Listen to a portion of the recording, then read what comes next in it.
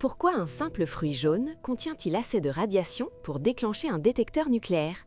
Cela ressemble à une histoire de bande dessinée, mais c'est en réalité de la science pure. Le secret réside dans un seul élément. Chaque banane contient une quantité massive de potassium, essentiel au bon fonctionnement de votre corps. Mais voici la surprise. Une infime partie de ce potassium est un isotope appelé potassium 40.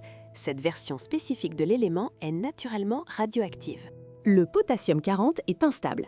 Chaque seconde, sur votre plan de travail, environ 15 atomes à l'intérieur d'une seule banane se désintègrent et libèrent une minuscule décharge d'énergie. Si vous traversiez un portique à haute sensibilité dans une centrale nucléaire avec un sac de bananes, vous pourriez en fait déclencher les alarmes.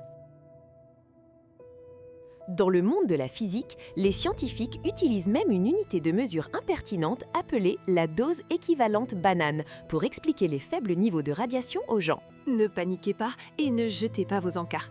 Il faudrait manger environ 10 millions de bananes d'un seul coup pour mourir réellement d'un empoisonnement aux radiations. Les bananes ne sont pas les seuls coupables. Les pommes de terre, les graines de tournesol et même les noix du Brésil contiennent ces mêmes isotopes radioactifs qui font simplement partie de la nature. Votre corps y est en fait habitué. Vous êtes naturellement un peu radioactif vous-même, à cause de la nourriture que vous consommez chaque jour.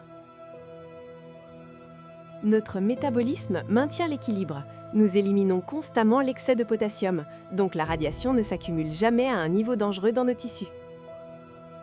Donc, la prochaine fois que vous dégusterez cette collation jaune, souvenez-vous que vous mangez un petit morceau de chimie cosmique. C'est parfaitement sûr et étonnamment puissant.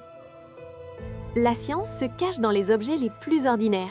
Restez curieux et continuez de chercher l'énergie cachée dans votre coupe de fruits chaque matin.